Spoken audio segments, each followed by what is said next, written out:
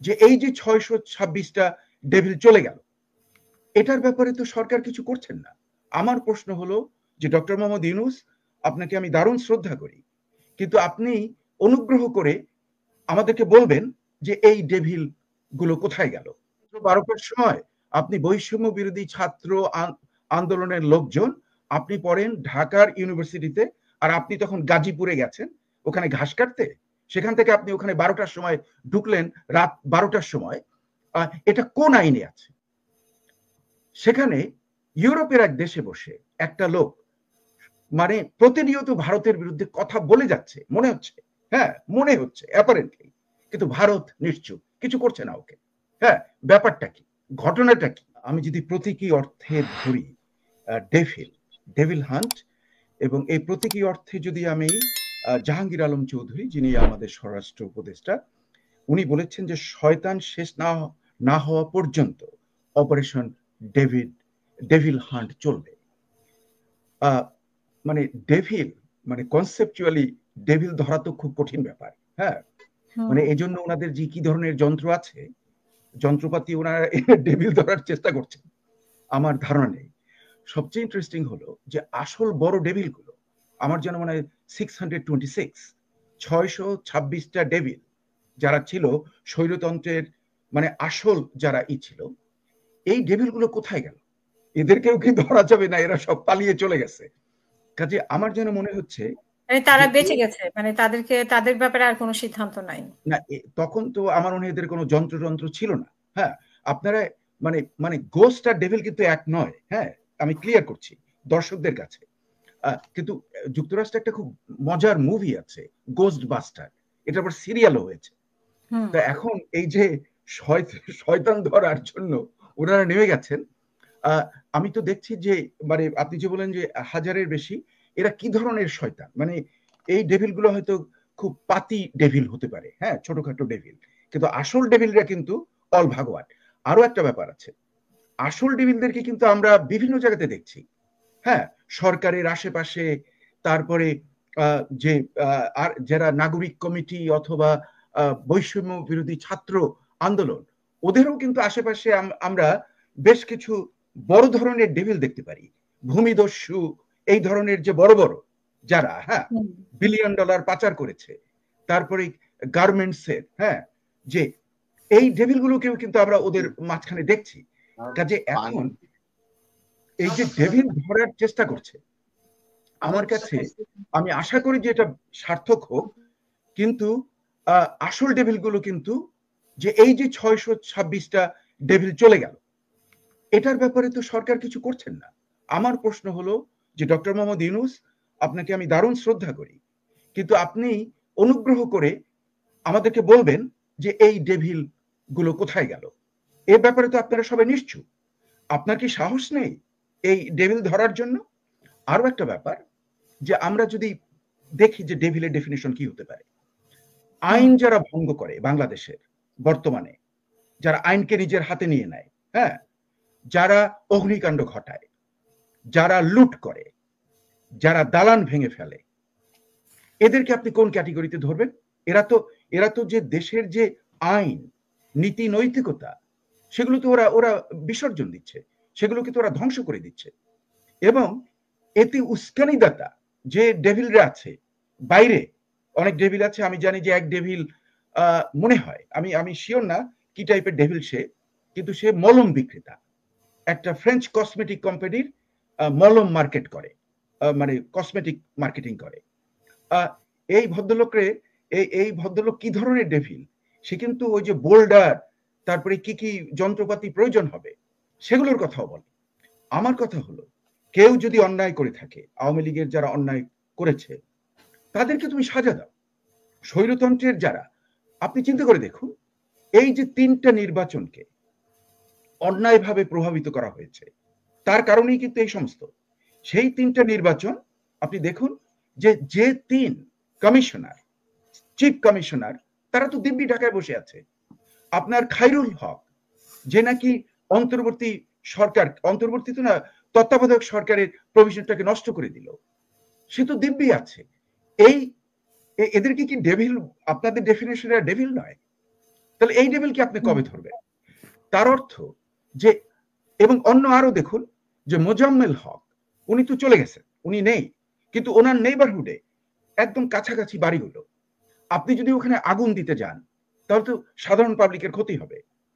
আমাদের যুক্তরাষ্ট্রে একটা আইন আছে, এটাকে আমরা বলি হোল্ডিং দ্য গ্রাউন্ড। আমার বাড়িতে যদি কেউ কিছু করতে আসে, আমি যদি গুলি করে ওকে মেরে ফেলি, কোনো বিচার নাই, কোনো কেস নাই, কারণ I am holding my ground. কাজে আপনি দেখুন যে মোজাম্মেল হকের প্রতি আমার কোনো মায়া, কোনো দয়া মায়া আমার কিচ্ছু নেই, হ্যাঁ, এবং মোজাম্মেল হকের অনেক অন্যায় আমি কঠোর ভাষায় আমি সমালোচনা করি, কিন্তু এই মোজাম্মেল হকের বাড়িতে আপনি যদি মানে মানে আইন ভঙ্গ করে ঢোকেন, সেখানে তো পুলিশ পাঠানো যেত, হ্যাঁ, যদি কোনো কিছু ওখানে এখন সেটা তো ফেসিবাদের মানে আড্ডাস্থল বা ফেসিবাদ এর বাড়ি, সেখানে অনুমতি লাগবে কেন? না না, কিন্তু ফেসিবাদের বাড়িতে তাহলে তো আইন নেই। ইউনিস গভর্নমেন্ট তো একটা গভর্নমেন্ট, এটা একটা আমরা মনে করি স্টেবল গভর্নমেন্ট। তাহলে কি আমি বলবো যে ইউনিস গভর্নমেন্ট একটা অস্থায়ী নৈরাজ্যময়ী গভর্নমেন্ট, যেটা ভারত চাচ্ছে, আমাদের শত্রুরা যেটা চায় সেটাকে কি আমরা দিয়ে দেব? মানে এটাকে যদি প্রমাণ হয়ে যায় 12টার সময় আপনি বৈষম্য বিরোধী ছাত্র আন্দোলনের লোকজন আপনি পড়েন ঢাকার ইউনিভার্সিটিতে, আর আপনি তখন গাজীপুরে গেছেন ওখানে ঘাস কাটতে, সেখান থেকে আপনি ওখানে 12টার সময় ঢুকলেন, রাত 12টার সময়, এটা কোন আইনে আছে? এটা তো ভিজিল্যান্টি। এই যে জিনিসটা, যে বৈষম্য বিরোধী ছাত্রদের কিছু অংশ, বৈষম্য বিরোধী ছাত্র আন্দোলনে লক্ষ লক্ষ ছাত্র ছিল, তারা কিন্তু সব ক্লাসরুমে চলে গেছে।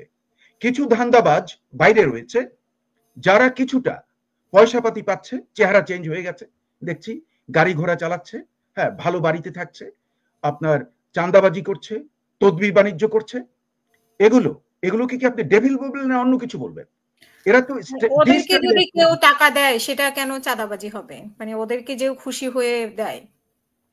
এই শুনুন, মানে আপনি তো ইংল্যান্ডে আছেন অনেকদিন, আমাদের এই যুক্তরাষ্ট্রে আমি যদি কোনো ডিনারে যাই কিংবা লাঞ্চে যাই, $40 বেশি যদি কেউ খরচ করে, আমাকে রিপোর্ট করতে হয়। আমি এখানে রিজিওনাল ট্রানজিট অথরিটির কমিশনার ছিলাম, আমি ভাইস চ্যান্সেলর ছিলাম, আমাকে লিখিত দিতে হয় যে কে আমাকে কত টাকায় খাওয়ান, যদি $40 উপরে উঠে যায়।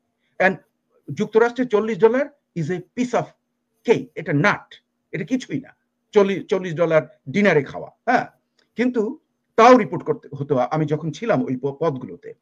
কাজে গিফট মানুষ কি এমনি দেয়? আপনাকে একটা গাড়ি দিল, প্রাডো নাকি একটা গাড়ি দিয়েছে এদের একজনকে, হ্যাঁ, সে বলল যে না আমি এই গাড়িটা তো পেয়েছি, এরপরে আমি পাবো বিএমডব্লিউ, তারপরে মার্সিডিজ বেঞ্জ, হ্যাঁ, মানে এটা কি বিএমডব্লিউ, তারপরে হচ্ছে যে মার্সিডিজ, হ্যাঁ, বললো, হ্যাঁ, একদম প্রকাশ্যে আমি শুনলাম, আমার মানে কানে ঢুকলো, আমি ভাবলাম যে ও মাই গড, তাহলে একে কি আপনি বলবেন ফেরেশতা না ডেভিল? এটা আমি দর্শক মন্ডলীর কাছেই ছেড়ে দিলাম, যে আপনারাই এটা সিদ্ধান্ত নেন। যে এমনি যে লোক স্পঞ্জের স্যান্ডেল সহ দেখেছিলাম, হ্যাঁ, এবং মানে এদের কিছু কিছু বন্ধু বান্ধব কিংবা এও ছিল কিনা, কিছু ভাতের হোটেলে কিছু খেয়ে আন্দোলনকে বললো যে আন্দোলন আর চলবে না, হ্যাঁ, এই লোকগুলোর আমি ছবি দেখেছি। এরা যদি মানে একটা মানে লাক্সারি গাড়িতে ঘুরছে আর বলছে যে এটা আমাকে এমনি দিয়ে দিয়েছে, এমনি কাউকে কেউ গাড়ি দেয় 1 কোটি টাকার গাড়ি? এটা কি আমাদের কি বোকা ভাবছে? কাজে এদেরকে দর্শক মন্ডলীর কাছে আমি ছেড়ে দিলাম যে এগুলো কি ডেভিল নাকি ফেরেশতা, আপনারাই চিন্তা করে দেখুন। আর ওই যে বিদেশে বসে একটা লোক যে আছে, যে লোকটা ভারতের হাতে সমস্ত ডকুমেন্ট খুলে দিচ্ছে, ও দেশকে নৈরাজ্য এবং আমাদের স্থিতিশীলতাকে মানে একদম নস্যাৎ করার চেষ্টা করছে। আমি একটা আপনাকে বলি, জানেন যে আমার যেন মনে হয় সে ভারতের এজেন্ট। তার কারণটা কি আমি নাম বলবো না, দর্শক মন্ডলী আপনারাই ভেবে দেখুন যে আমি মানে কি বলছি, আপনাদের উপরে আমি ছেড়ে দিলাম। আপনি এই লোক দেখুন, ভারতের বিরুদ্ধে কথা বলার জন্য আপনার কানাডাতে ভারতীয় ইন্টেলিজেন্স এক শিখকে মেরে ফেলেছে। আমেরিকা থেকে যারা ভারতের বিরুদ্ধে কথা বলে তাদেরকে কিডন্যাপ করে নিয়ে যায়। সেখানে ইউরোপের এক দেশে বসে একটা লোক মানে প্রতিনিয়ত ভারতের বিরুদ্ধে কথা বলে যাচ্ছে, মনে হচ্ছে, হ্যাঁ, মনে হচ্ছে অ্যাপারেন্টলি, কিন্তু ভারত নিশ্চুপ, কিছু করছে না ওকে। হ্যাঁ, ব্যাপারটা কি, ঘটনাটা কি? হ্যাঁ, ঘটনাটা আমি শুনেছি এই লোক নাকি এক ইসলাম ধর্মাবলম্বীকে বিয়ে করেছে। হ্যাঁ, মহিলাকে বিয়ে করেছে এবং ইসলামী ধর্মের নিয়ম অনুযায়ী তাকে কিন্তু ইসলাম কনভার্ট হতে হবে এবং তার মুসলমানি করতে হবে, দুইটাই। হ্যাঁ, এখন এই লোকটা একটা মুসলিম মহিলার সঙ্গে রাত যাপন করে প্রতিদিন, প্রতি রাত, কিন্তু ও হলো আমাদের ধর্মীয়, মানে বাংলাদেশের মানুষের কিন্তু ধর্মীয় চেতনা রয়েছে, আমি শ্রদ্ধা করি। হ্যাঁ, কিন্তু তাদের এই ধর্মীয় অতি মানে বিশ্বাস এবং তাদেরকে ও এক্সপ্লয়েট করে একটা পীর হয়ে গেছে এখন। আমার জন্য মনে হচ্ছে একটা পীর। হ্যাঁ, পীর যা বলে সঙ্গে সঙ্গে এরা জিন্দাবাদ দিয়ে দেয়। হ্যাঁ, ইনকেলাব জিন্দাবাদ। তো এই যে করছে এই পীর, পীর করছে কি পুরো দেশটাকে একটা আনস্টেবল সিচুয়েশনে করছে, করে ইউনূস গভর্নমেন্টকে অপমানিত করছে। যে ইউনূস, ডক্টর ইউনূসকে আমি দারুণ, ডক্টর ইউনূস এত বড় একজন মানুষ, উনি কেন বুঝবেন না যে ওনাকে কি করতে হবে, ওনার সরকারের কি করা উচিত, সেটা না করে উনি কেন সেই ফরাসি বলেন বা যেখান থেকে আমেরিকান বলেন সেখান থেকে পরামর্শ আসবে, সেই অনুযায়ী কাজ করবে ইউনূস সরকার। এটা আমার যেন মনে হচ্ছে যে ডক্টর মোহাম্মদ ইউনূসকে আমি দারুণ শ্রদ্ধা করি, আমি বলবো। কিন্তু আরেকটা ঘটনা আছে, আপনি যখন গদিতে বসেন, ওই যে গদি, আপনারা নিশ্চয়ই লর্ড অফ দ্য রিং পড়েছেন, হ্যাঁ, অথবা মুভি দেখেছেন লর্ড অফ দ্য রিং, ওই রিংটা হলো আসল সমস্যা। হ্যাঁ, ওই যে চেয়ারে বসলে পরে মানুষ সবকিছু ভুলে যায়। আমরা দেখেছি যে বঙ্গবন্ধু 1971 এর আগে যার জন্য আমরা জীবন দেওয়ার জন্য রেডি ছিলাম, হ্যাঁ, সেই লোক ক্ষমতায় এসে উনি ভুলে গেলেন, উনি ওখানে একনায়কতন্ত্র কায়েম করলেন বাকশাল করে। এই যে জিনিসটা, এটা গদি, এই গদিটার এটা এমন একটা ব্যাপার যে এই গদিতে বসে আমার মনে হয় ডক্টর মোহাম্মদ ইউনূস উনি ওনার অনেক কিছুই হয়তো ভুলে গেছেন। হ্যাঁ, যে লোকটা এত নাম করা ছিলেন, এত এত শ্রদ্ধেয়, আমি যাকে দারুণ শ্রদ্ধা করি, সেই লোকের কাণ্ড কারখানা দেখলে আমার যেন মনে হয় ওই লর্ড অফ দ্য রিং যে আমরা পড়ছিলাম, ফ্রোডো, আমি তাকে ফ্রোডো বলবো না, আমি কিন্তু ক্ষমা, মানে করজোরে ক্ষমা প্রার্থনা করছি। আমাদের ইংরেজি প্রফেসর ফরহাদ হোসেন জানবেন যে হোয়াট ইজ ফ্রোডো। এখন এই ফ্রোডোর হাতে যদি রিং আসে, এই রিং তো ফ্রোডো ছাড়তে চায় না। জানেন, এই ফ্রোডো কিন্তু ওই যে আগ্নেয়গিরির ভিতরে রিংটা ছেড়ে দিলে পৃথিবীতে আর স্বৈরতন্ত্র থাকবে না, হ্যাঁ, কিন্তু ক্ষমতার জোট থাকবে না, কিন্তু ফ্রোডো কিন্তু ওই পর্যন্ত গেছে, ওই মানে যেটা যে ভলকানোর মুখ পর্যন্ত গেছে, কিন্তু পরে ও নিজেরই লোভ হয়ে গেল যে না, আমি এটা রাখবো। আমি ডক্টর ইউনূসকে ফ্রোডো বলবো না, হ্যাঁ, কিন্তু মানে এই যে টেন্ডেন্সিটা যে ক্ষমতায় গেলে সবকিছু ভুলে যায়, ওনার বোধহয় সেই ধরনের একটা কিছু ঘটনা ঘটেছে। ওনার প্রতি আমার পরামর্শ যে আপনি যে লেজে গোবরে অবস্থা, বাইরে এখন আপনার যে মর্যাদা ছিল শূন্যের কোঠায় চলে গেছে, কারণ সবাই ভাবে যে আপনি যে শাসন ক্ষমতায় ঢুকেছেন তাতে আপনি সবচেয়ে ওয়ার্স্ট, জঘন্যতম। কারণ আপনি দেখুন যে আপনার ওখানে তো কোনো শান্তি শৃঙ্খলা নেই। যে সরকারের যেটা জানমাল রক্ষা করা তার যে জনসাধারণের, তার হলো সবচেয়ে বড় কর্তব্য, সেখানে আপনার ওখানে 3 দিন ধরে লঙ্কা কাণ্ড ঘটছে, আপনার সরকারি ওন্ড বুলডোজার যাচ্ছে ওখানে। হ্যাঁ, কিন্তু কি ব্যাপার, একটা রাষ্ট্রীয় সম্পদ, এটা কিন্তু হাসিনার না, এটা রাষ্ট্রীয় সম্পদ, এটা ডোনেট হয়ে গেছে।